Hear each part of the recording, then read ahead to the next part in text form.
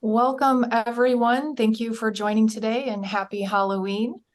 Tracy and I don't have any tricks for you in our webinar today, but I hope that you go away with a couple of treats, some nuggets of inspiration that you can take back and bring about in your work day. Today, we're talking about the challenges that we face when we're trying to deal with musculoskeletal disorders. If we look at the trends in the US, it's clear that these still remain an enigma for many of us. We're struggling to figure out how to actually reduce these and prevent these. And businesses are tackling MSDs now from all different angles. So today we're going to talk a little bit about the history behind some of this, some of our traditional injury management approaches, and then get into some ways that we might be a little more proactive and preventive.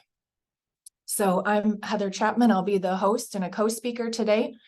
My background is environmental health and safety, and I've been in that field for about 25 years.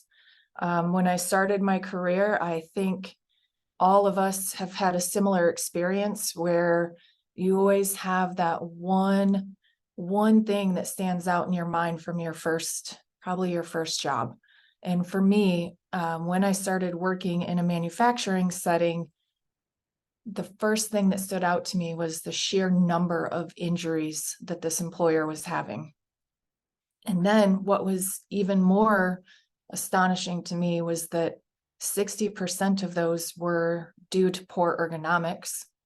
And then when I drilled down into those injuries, it was clear that there was only a handful of employees that were getting injured every single year. It was the same ones.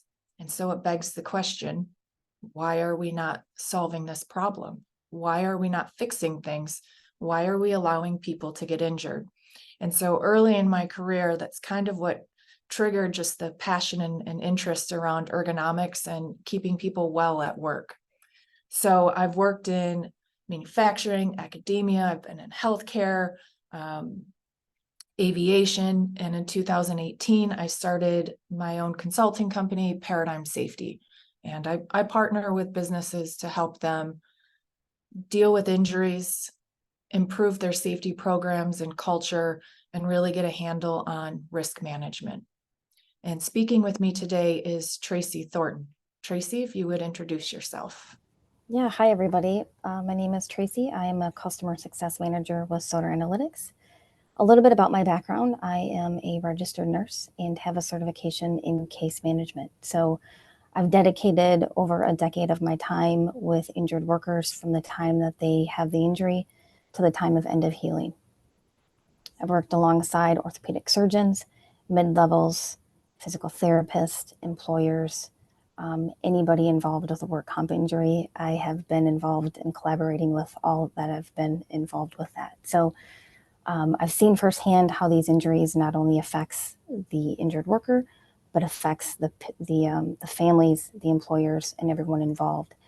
And I'm looking forward to being a part of this presentation and providing you with some ideas on minimizing those injuries in the workforce. Thanks. Tracy, would you mind just sharing what made you jump ship and join Soder Analytics? What was the appeal there? I think that's kind of important to the purpose of this webinar too.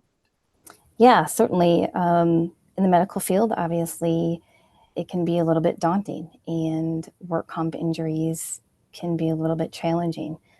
I've been doing this for, like I said, over a decade, and I had burnout. And so I felt at the moment that I was advocating a lot for these individual workers, advocating for the companies, and really trying to do my best at getting people back to work in a safe and timely fashion, and working with all parties, whether or not it's just the insurance side, the patient side, working with the providers, and really collaborating with all parties. But I was burnt out. I felt as though I was carrying all this weight on my shoulders. And at the end of the day, they need to be kind of their own advocates. And so hopefully minimizing those injuries and being on the preventive side is much more enriching to my soul. So, yeah. I can understand that. Yeah, Thanks for sharing this webinar with me today. thank you. As we get going, if you have questions, I would like to encourage you to drop those in the chat box. I will try to manage those questions and answer as we go or answer them at the end. Anything that we don't get to today, we will follow up post-webinar, along with a recording of the webinar. So what is an MSD, a musculoskeletal disorder? Given that it is about 30% of our overall injuries, it is important we all speak the same language as we go through the webinar today. An MSD is complex and it gradually happens. It's not, as acute as I tripped and fell and bruised my knee. It's something that happens over time and it can result in a pinched nerve. Somebody might approach you saying, I have pain in my elbow, or maybe they have numbness in their fingers or in their toes. It might present itself as a herniated disc. Could be a tear, a strain, a sprain. It could be a hernia. These things, build up over time. And another term we might have used for this, or you may use, is cumulative trauma disorder. So when we speak today, we're going to call it MSD, but this could relate to and other terms that you use, such as repetitive strain injury or the CTD. So all of these things I'm going to lump under the category of injuries that result from poor ergonomics. And when we speak of these MSDs, a lot of these are caused by overexertion. And in fact, when you look at National Safety Council or the BLS, the Bureau of Labor Statistics, we see that most of these back injuries, about 60% of MSDs reported, are caused from overexertion. So maybe it's, pushing and pulling too hard. The runner-up to that is repetitive motion. So repeating tasks over and over, especially that fine work that may happen with the hands and fingers. And then sometimes we'll see MSDs that are caused by vibration. So think about people working with tools that generate vibration, and that can disrupt nerves and cause injury. So we've put on the screen here, it's an image of the rotator cuff. And I've asked Tracy to maybe spend a bit of time talking about the shoulder and just the anatomy of an injury, because like I said, a trip and fall and I bruised my knee, that's pretty straightforward. But when we start talking about MSDs, the diagnosis of these and the recovery of these isn't always as straightforward. So Tracy, if you would just describe a little bit about the rotator cuff and how that kind of correlates to an injury. Yeah, so the rotator cuff certainly involves muscles and tendons and lots of different structures that can play in part with an injury. The rotator cuff plays a crucial role in just the movement and the stabilization of the shoulder. I've seen a lot of times where injuries are caused by, overhead reaching. There's injuries just by rubbing constantly with repetitive motions to the rotator cuff. And so this causes shoulder impingement, which leads to, even some rotator cuff injuries. If you look at kind of more of the common injuries with the shoulder, it's more likely that it's the supraspinatus. And that's because of a lot of the overhead lifting or lifting of heavy boxes. So when patients come to the clinic, there's a lot of times they have limited with range of motion. It causes weakness in the arm. They're not able to lift overhead anymore. Sometimes they have radiculopathy down their arm, so numbness and tingling.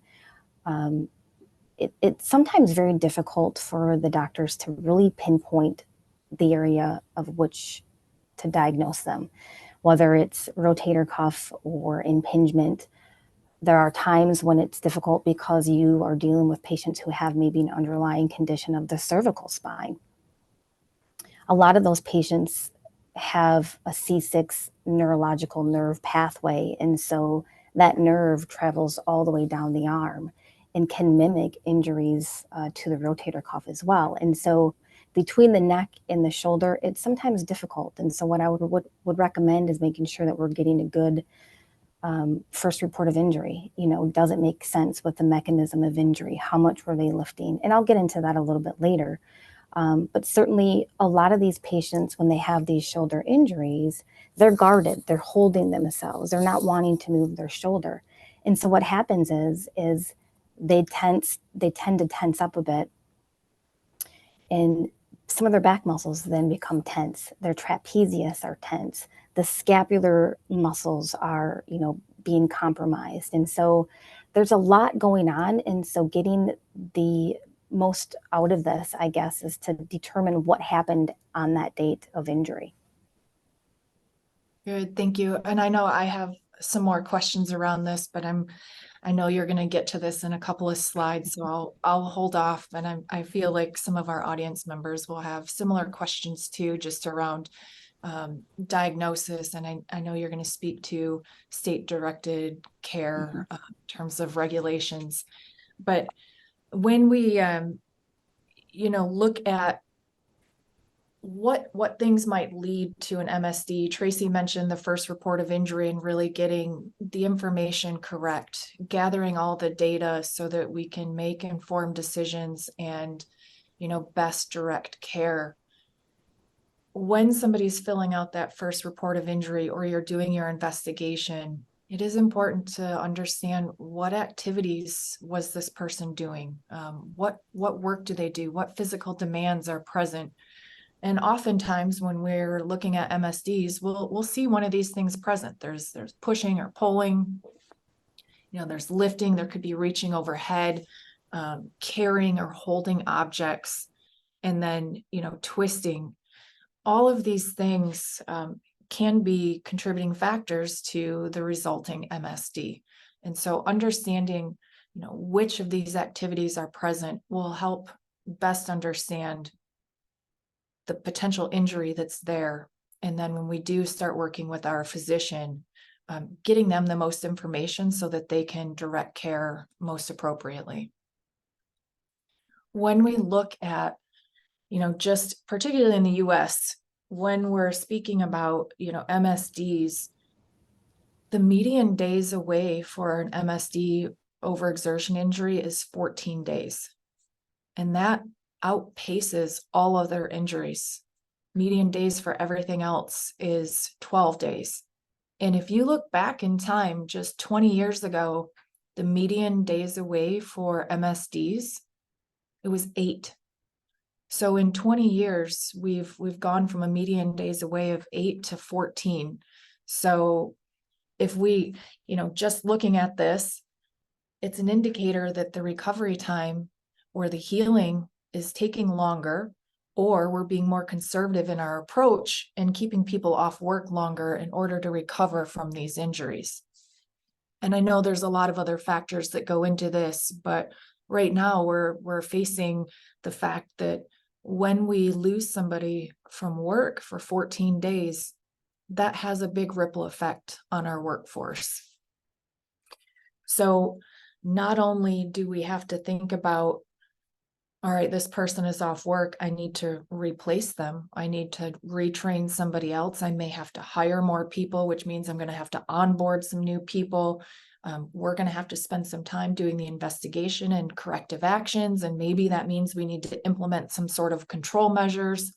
All of this takes time, and all of that ultimately equates to money. And so, direct costs seem to be averaging around $20 billion a year for MSDs.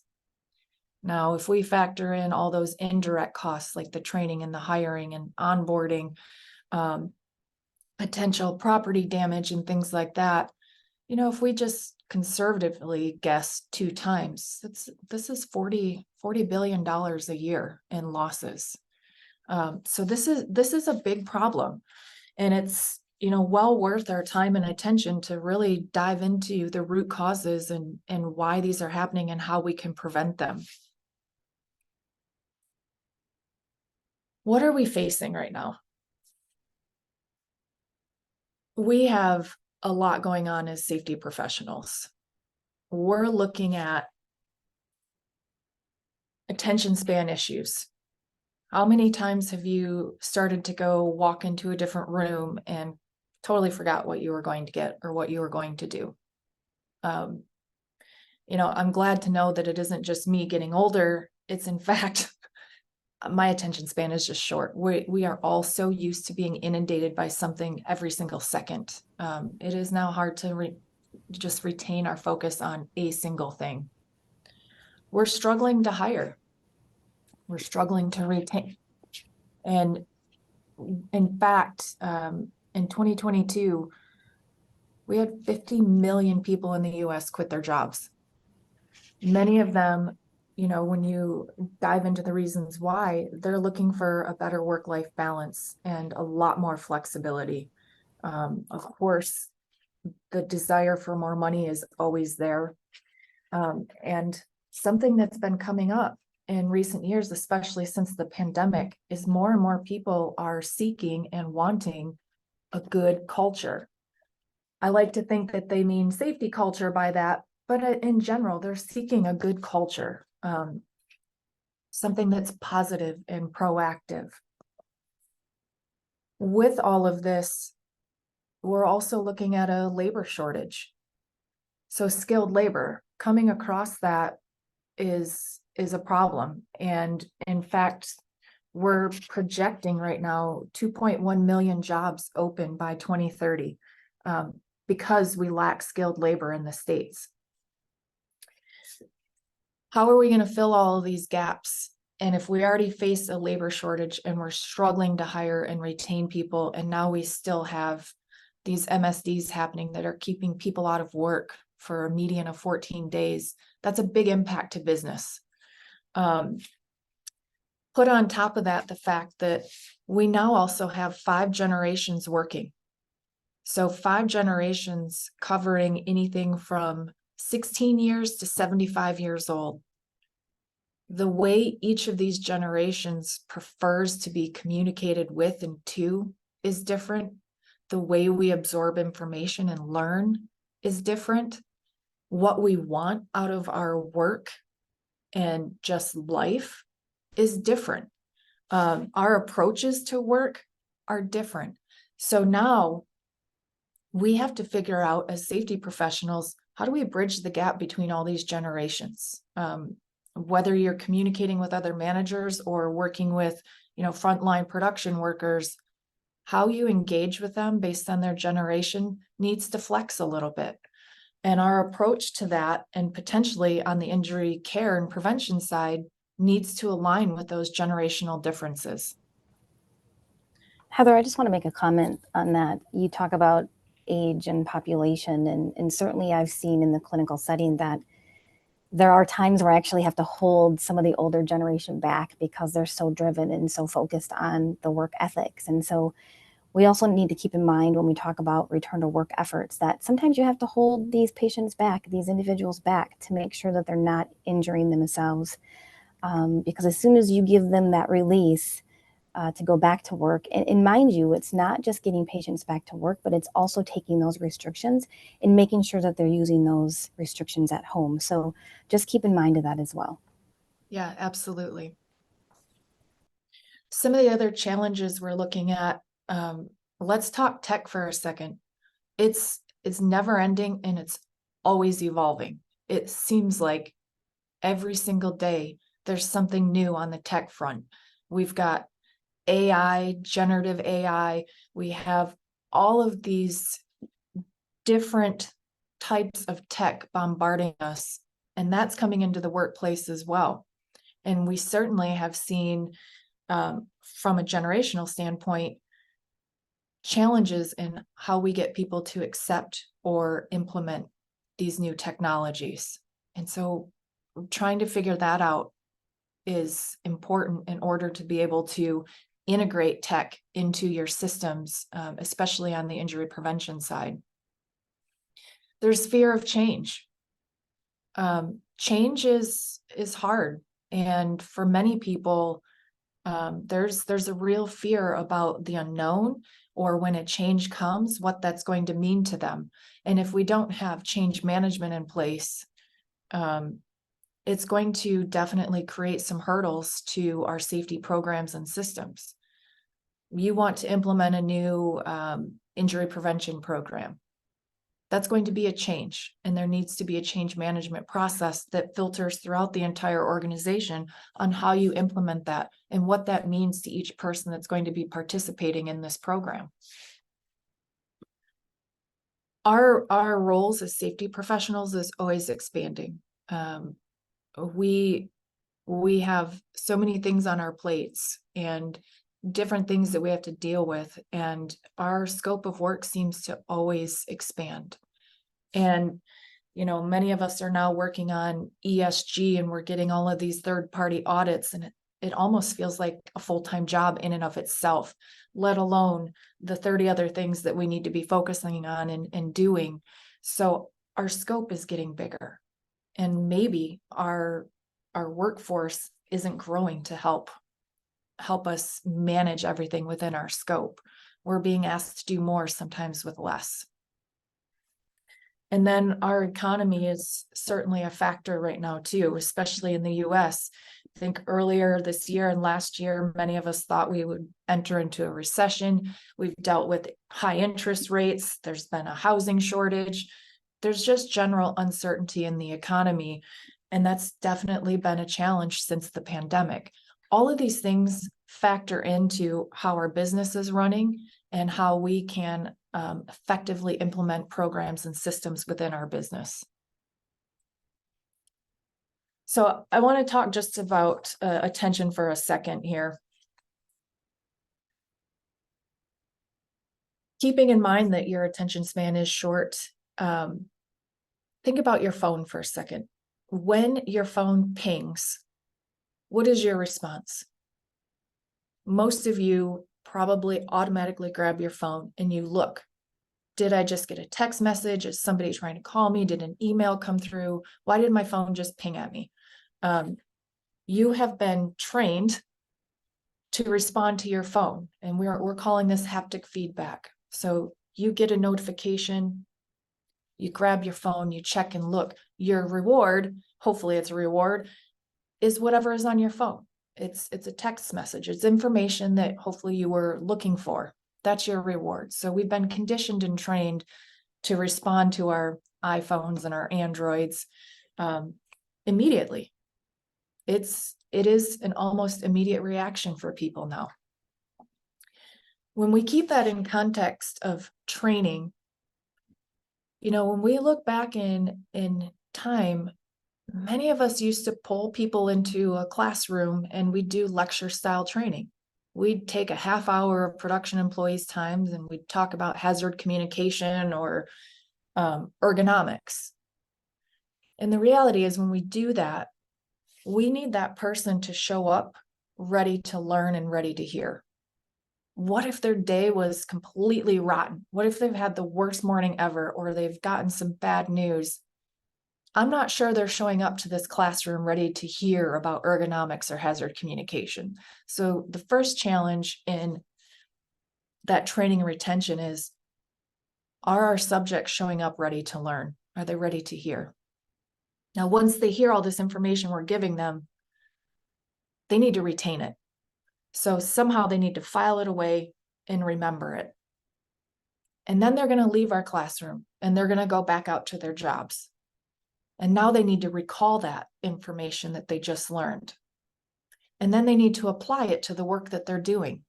So in the classroom in ergonomics, maybe we've gone above and beyond a bit and we've done some hands-on training and we've practiced proper lifting around a pallet or something in the classroom. This person now goes back out to the floor and maybe they don't do anything with pallets. Maybe they're not palletizing product. Maybe they're doing something completely different that still could possibly lead to an MSD. They need to take everything we just learned in that ergonomics session and filter through it and figure out, how do I now apply this to the work that I'm doing? That's a lot to ask of somebody in order to effectively apply training that we've provided. And I question everybody, is this the best way to get training out? And I think many of us would agree that it's, classroom style, probably isn't in many cases. When I started my career, I mentioned the company I worked for just had a very high rate of injuries. And what we're seeing here on the bottom of this slide, I'm going to talk us through a process.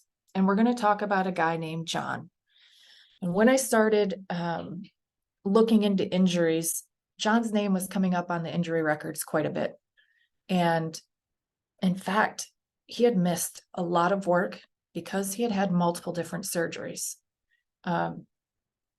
When I started speaking with him and some of the other guys that worked in his area, people called him the Bionic Man.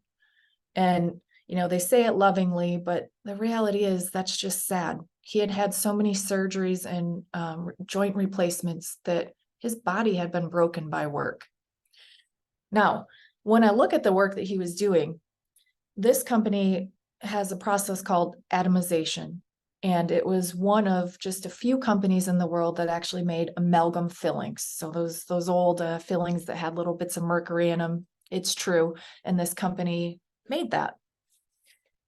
Well, this atomization process is very labor intensive.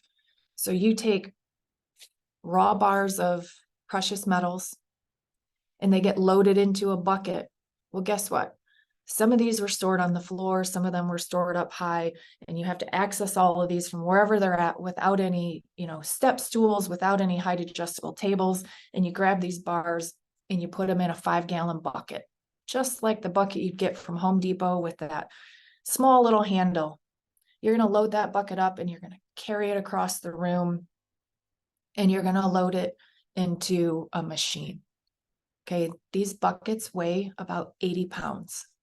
And we're asking somebody to do this multiple times a day with this small little handle and no lift assist. Then once they get it to the machine, you have to use this. You can see in the middle picture there, it's a torque bar, and it's a manual process to open this chamber. Why weren't we using something that, a power assist here?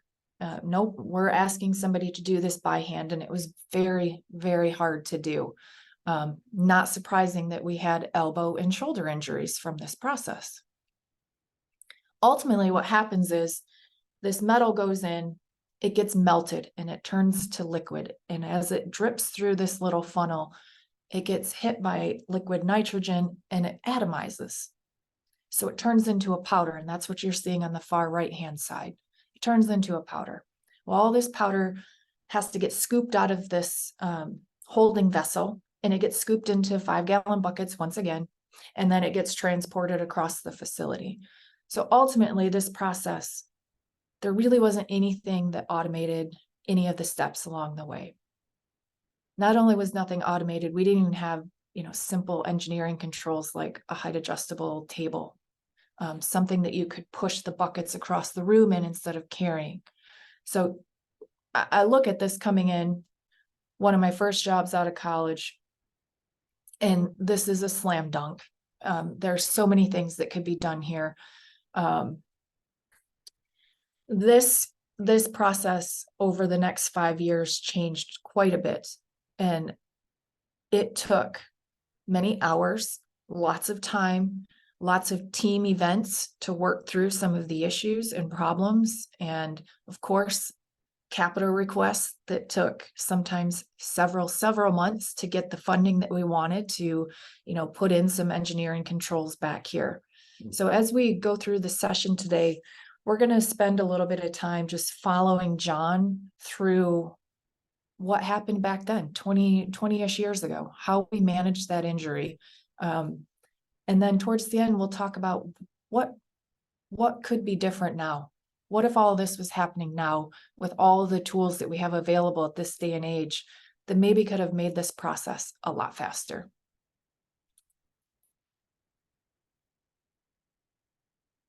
In the safety world, we've gone through a lot of different theories on how we, look at what caused an accident. One of the first, and something that everybody's probably familiar with, came out in the 1930s. and it was the domino theory.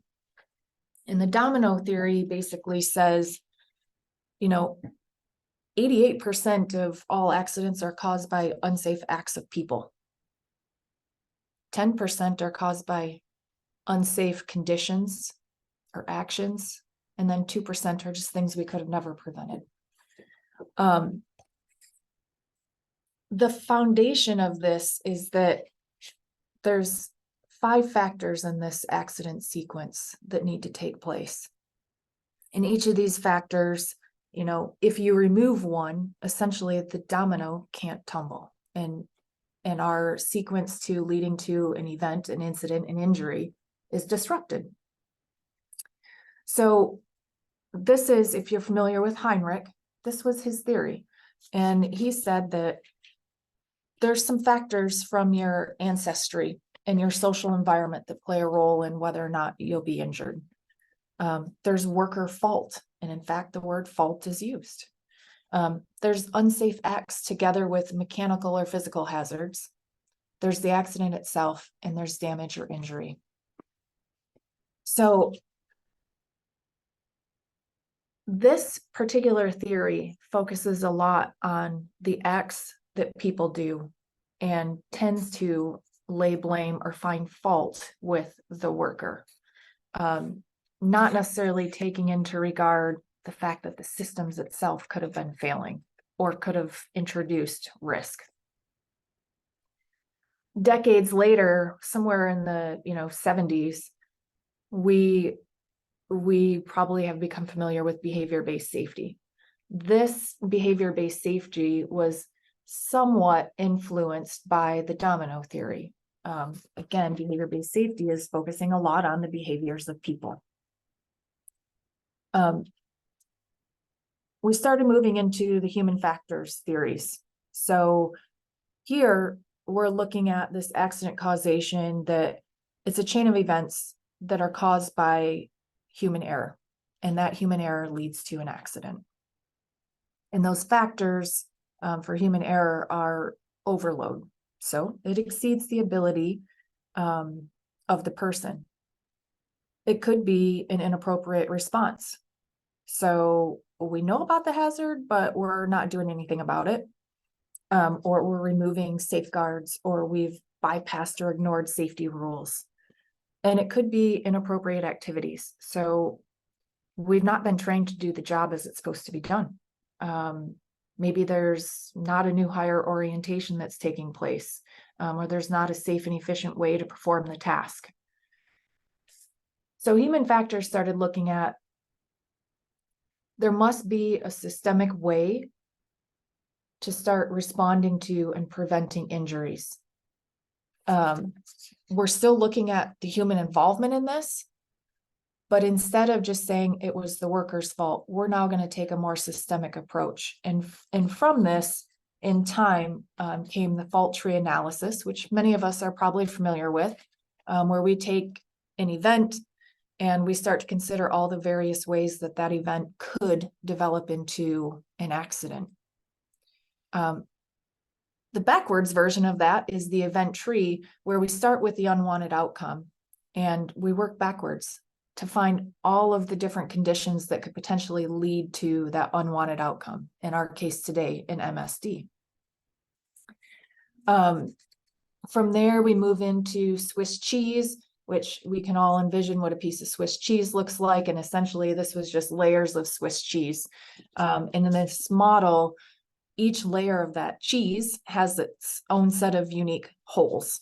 And the holes basically represent, shortcomings or where there's potential for failure in your system, in your organization. Some of the slices could have more holes than others, but when we stack all of these organizational cheese slices together, that basically represents the organization's defense against the risk as a whole. And so where those holes are at and where they align, that's where we have some problems.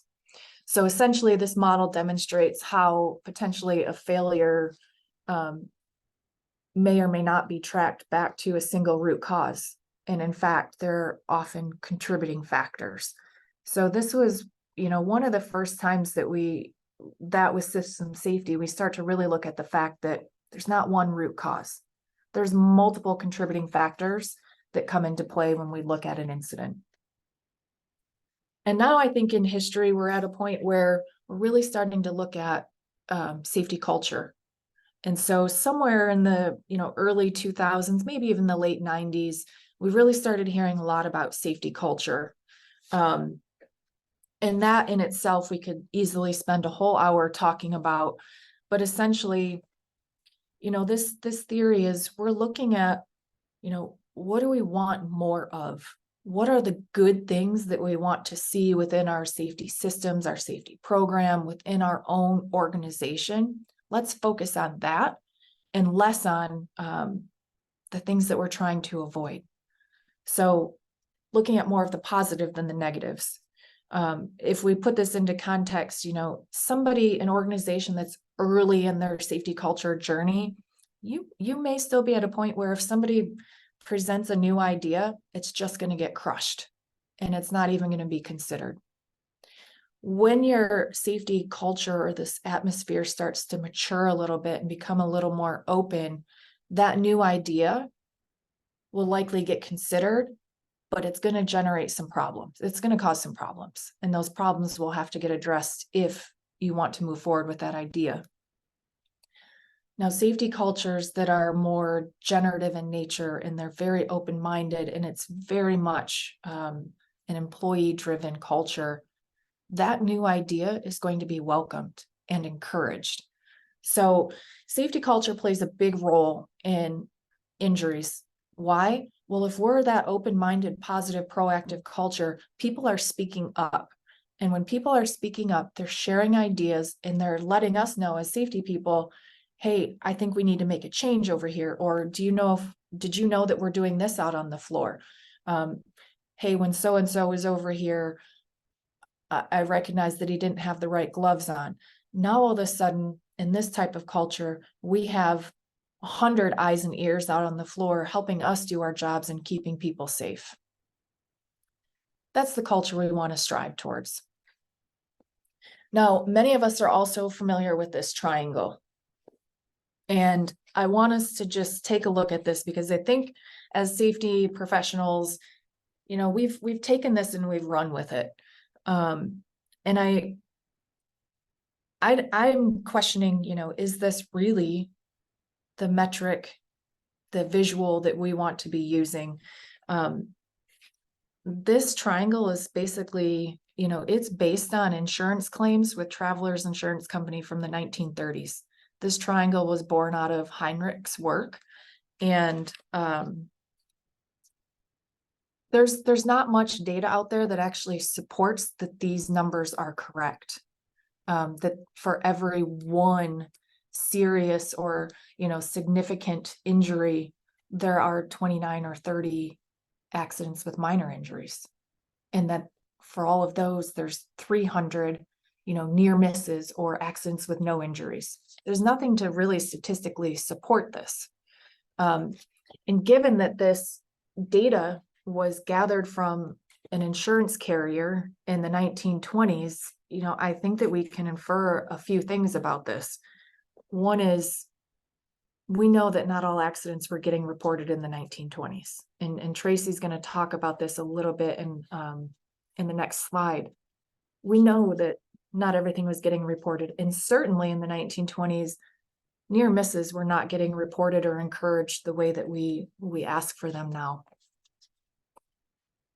If we think about Deepwater Horizon as an example, okay, that was the well blowout in the Gulf of Mexico and it killed 11 people. And in fact, it was the biggest oil spill in our history. This event, this one major event, was preceded by 6 years of injury-free and incident-free records on this particular platform. So that doesn't make sense. If the triangle were true, then we never should have had this horrific incident. We never should have had this well blowout. So basically, in other words, according to the records, Deepwater Horizon, there weren't any unsafe acts or incidents at the base of the triangle until all of a sudden there was a catastrophic event. So I think that relying on this type of triangle, if we're driving metrics and data from this, that may not be the way to go about it. We may not have all of these 300 no injury incidents. They may not be getting reported. And just because we have 300, that may not mean we ever have a major incident. And the flip could be true, just like Deepwater Horizon. There could be one catastrophic incident, but nothing was reported prior to that. So clearly there are some issues that need to be considered there and taken into account when we start looking at, accident causation and the models that we're going to be using. So Tracy's going to talk us through a little bit about, the injury management side of things and how that's evolved over the last 100 years or so.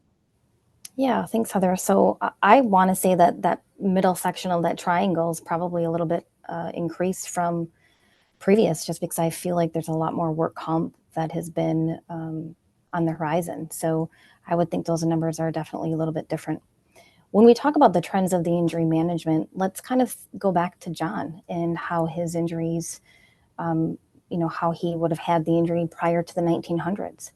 What would John have done during that point in time to get any sort of medical reimbursement or any type of benefits? Well, he didn't have any real options at that time. He would have had to have taken the employer to court and would have had to basically prove that their negligence caused an injury. And so certainly back in the 1900s, this was a very long and drawn out battle, and not many people had the expenses or the legal fees to pay for. So John may have been out of luck prior to the 1900s, unfortunately. Federal employees became the first covered work comp in 1908.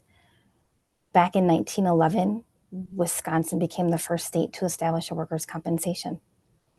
Now, following Wisconsin, other states soon followed. I believe it was 9 that adapted the workers' compensation laws, requiring employers to be reimbursed for their medical expenses and lost wages. If you think about today, each state has their own jurisdictional nuances and specific rules regarding the handling of an injury. For example, I'm based out of Wisconsin. Heather's based in Michigan. Those states are completely different in how they're handled. Mm-hmm. Wisconsin is a non-directed state, which means I can't direct, the insurance can't direct, the employer can't direct the injured worker to go to a certain individual for care. In Michigan, you've got 30 days where you can direct care. So certainly there's differences beyond states, which makes it a little bit tricky when you're working for insurance companies because you have to know those specific rules. Illinois is a little bit challenging as well. The only time that you can really question a provider is if you do an IME. They won't talk to nurse case managers directly. California has its own jurisdictional nuances. And so we think of that as sometimes very challenging depending on the state specifics. Yeah. When we talk about like work comp real quickly, Heather, they're covering medical care, indemnity benefits, in some cases resulting in disability. So there's a lot more focus now regarding mental health. Telemedicine is certainly something that's really more prevalent now due to COVID and individuals not being able to get out because of concerns of COVID. So early intervention is appropriate, return to work. But let's kind of get into the typical pathway for a lost time injury. So if we talk about John again, and keep going back to John because he's kind of our main topic. So like Heather said, he had lots of different injuries, right? So each one of those injuries requires a timely filing and a first report of injury. We talked before about being really specific on those details. Was John lifting something heavy over his shoulder? How much did that weigh? Did it weigh 20 pounds or did it weigh 80 pounds? There's going to be a difference. Or did John fall off a ladder and had some trauma to his shoulder, which could potentially result in a supraspinatus tendon tear? So there's lots of different variables that can go along with a work comp injury, but as being as specific as you can with that form gives the provider some insight to that injury. And it helps them understand, does that mechanism of injury make sense with the diagnosis that the patient's been given by the provider? Are there prior injuries? And in John's case, yes, he had multiple injuries. Does he have any comorbidities? Is he diabetic? Is he a smoker? Does he have age that's kind of, obviously we're not all in our 20s anymore. So anybody in, 40 plus could potentially be compromised from having such injuries, more so than someone in their 18s or 20s. We talk about insurance companies, and I want to stress that with insurance companies, they look at guidelines, right? And they want to fit everybody in this guideline, but we can't necessarily do that. And I'll tell you why. Because of those comorbidities, if someone has a comorbidity and an injury on top of that, their healing time is not going to be the same as someone who doesn't have those issues. I talk about comorbidities, even diabetes and smoking, that all hinders their recovery process. So keep those in mind when you're working with an individual such as John. We talk about the exam visit. What kind of doctor should John have seen? Well, it kind of depends on the injury. If it's more of a traumatic injury, certainly he should probably go to the emergency right away to get checked. Does he need to see occupational medicine? Does he need a drug screen? Or should he see an orthopedic specialist? Or maybe a primary care provider? And I want to comment a little bit about primary care providers. And they do a great job, don't get me wrong.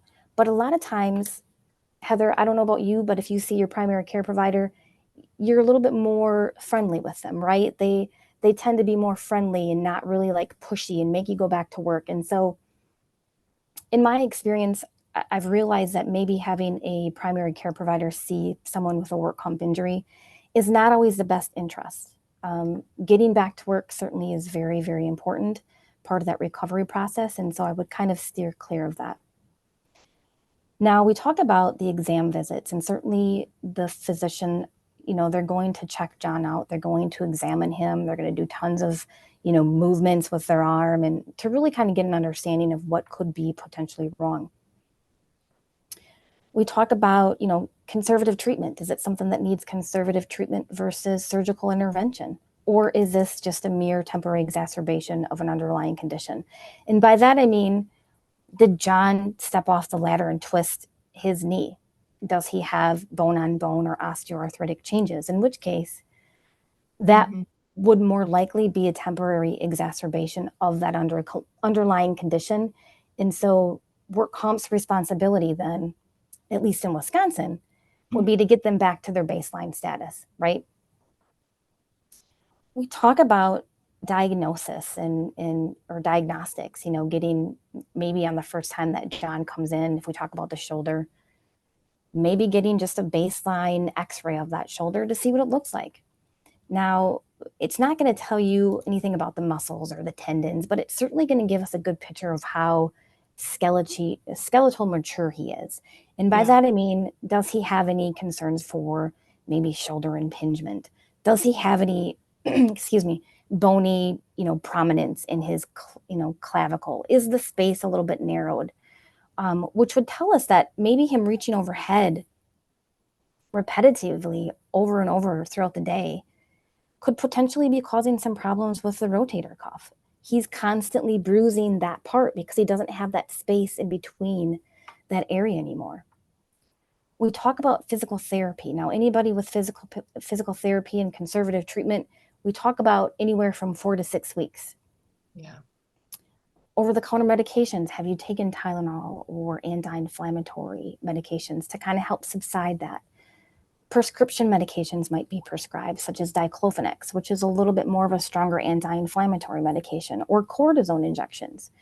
If those conservative treatment have all failed and physical therapy was not able to get you back to your baseline status, then potentially getting an MRI would be appropriate.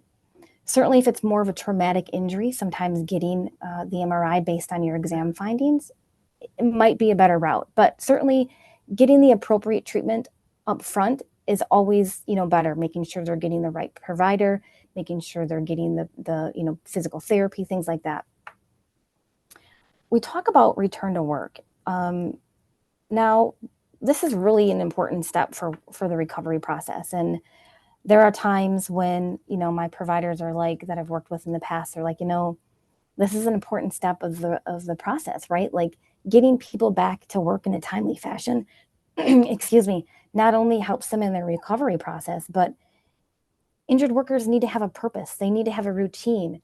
They need to get up in the morning. They need to, this is just part of it. And so I find it when patients come back to the clinic and they're like, well, I haven't gone back to work. Like my employer is not able to accommodate the 10 pounds.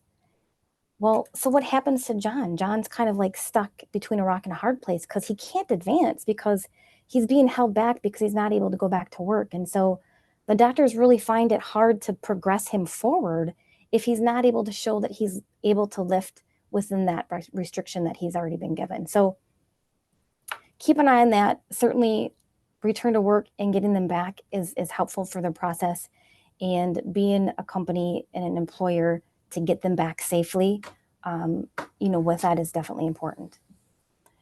I want to talk a little bit about this is just not a physical injury anymore. COVID happened. There's tons of stuff going on in the world. So psychosocial factors now are playing a big part of these work comp injuries. And like I said before, it's a purpose. People need to have a purpose. They need to feel as though coming back to work, they're contributing to something. And so certainly, again, not just a physical injury, but we also have to think about the psychosocial factors that impact these individuals with an injury. Last but not least, we want to talk a little bit about end of healing, maximum medical improvement. In the state of Wisconsin, we fill out WKC 16 forms. If it's a litigated form, it's a WKC 16B. All of these states are going to have their nuances and forms to fill out. But what this means is the doctor has said, you know what, John, you've done a great job. You've finished your physical therapy 4 to 6 weeks. Maybe it's 8 weeks, depending on how he's doing. But you're kind of as good as you're going to get. And there's not much more that we can do for you. He's been able to go back to work full duty. There's no concerns from the employer's perspective. He's doing everything that he's supposed to be doing at work. We would consider this to be end of healing, and John is released from his work comp injuries. Or maybe he's just kind of reached a plateau and there's no more progress, in which case that would be the end of his treatment until the next injury. Hopefully that's not the case, but certainly something to always keep in mind.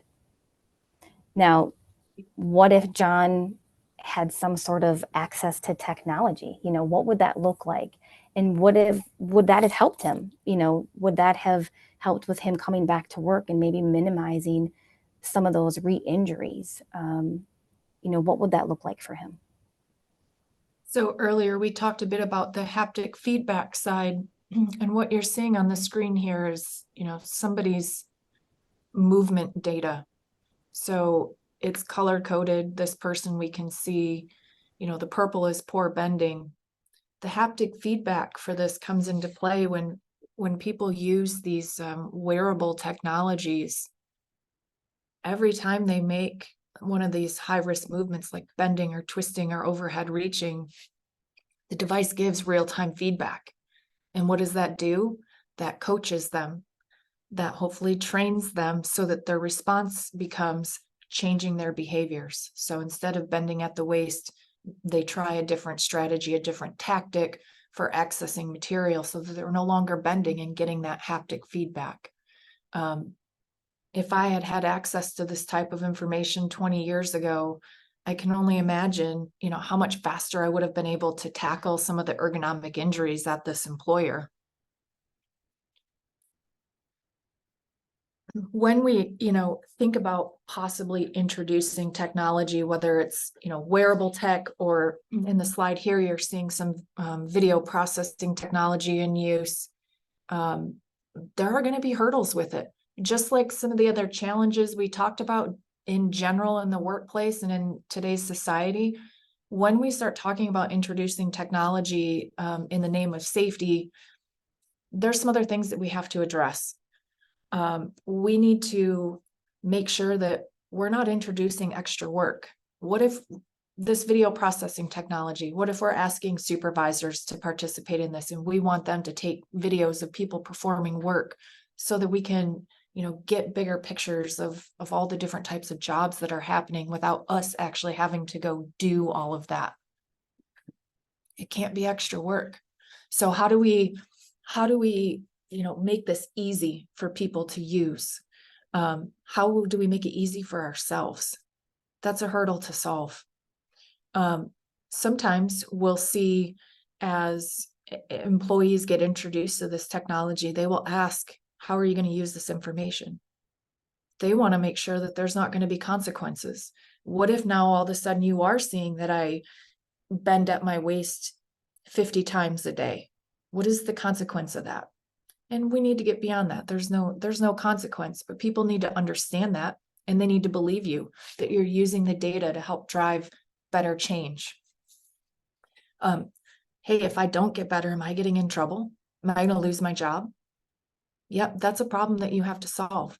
That's something that you have to get in front of before you introduce technology and help people understand, why are we going to use this tech? How is it going to help you? Essentially, helping them understand the what's in it for me.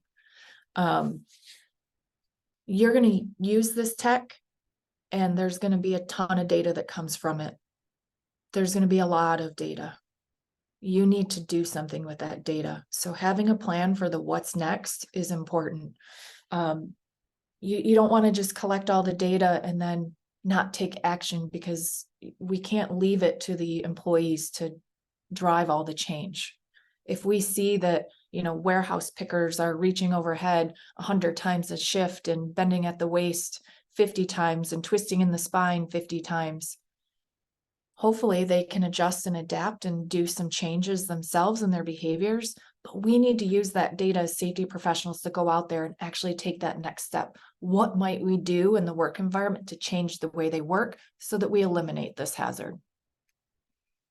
If you're going to implement wearable technology, so little devices that people might wear on their shirt or on their arm, to monitor back and shoulder movements, where you locate that is critical.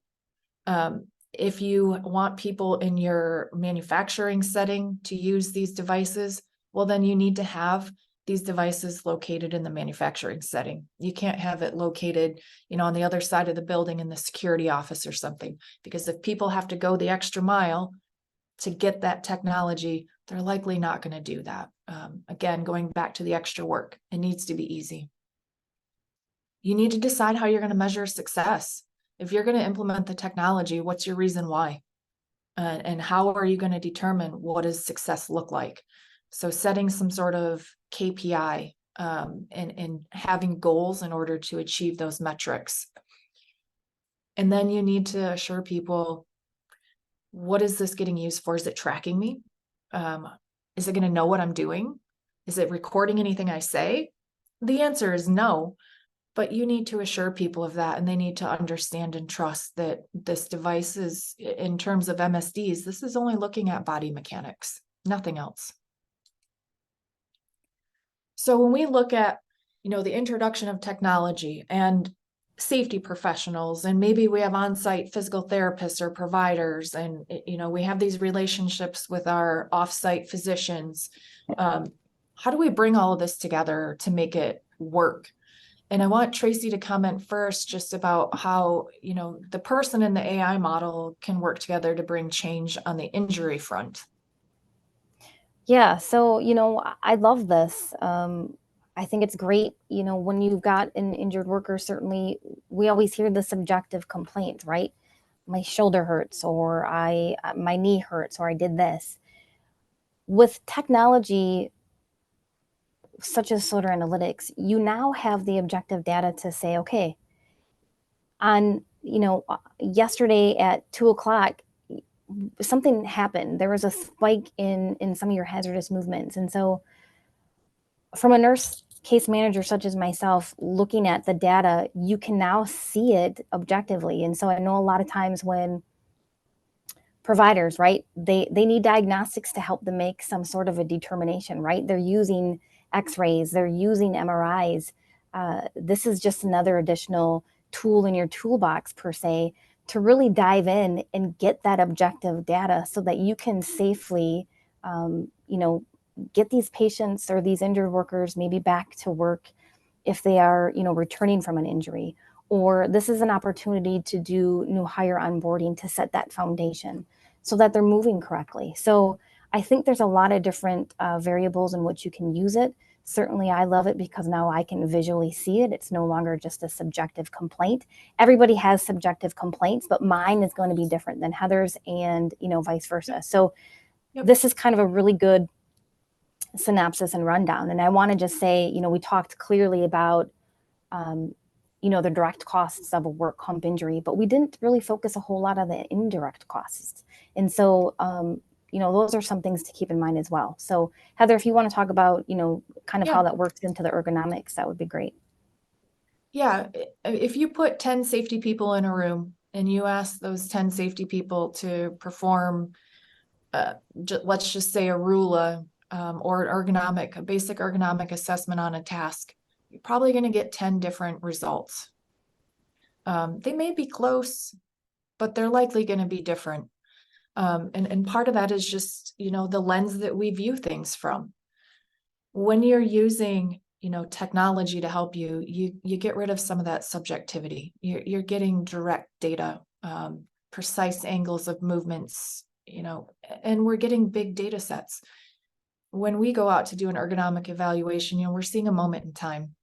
And likely when we're standing out there doing this evaluation, the person is going to be on their best behavior. So they're doing things the right way. They're lifting properly and moving things correctly and using all the engineering controls available.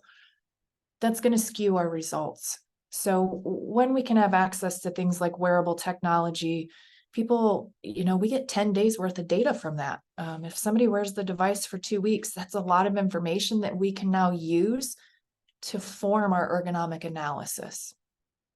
So just using the data on, the back or the front end to really have a good picture of the hazards that are present and the frequency at which they're there within each particular task helps us make better decisions. If we look at technology in general, there's certainly some pretty significant use cases for technology. I don't see ever technology replacing the safety person. I do see us working hand in hand with tech resources. If we combine the forces, technology and our own unique skill sets, we could use it to help us with new hire onboarding. We can use it for early intervention. Especially wearable technology can get used in refresher training. Tracy talked about return to work. It's a great time to deploy the technology. We can simply use it to identify risks and use it as part of our ergonomic analysis. And we can use data from video processing or wearable tech to create focus groups. So Tracy and I were on site with one of our partners last week, and we pulled together a focus group and we honed in on one job. And within that group, in the course of 1 hour, we generated over 20 possible solutions for solving 3 of the risk factors that were present in this task.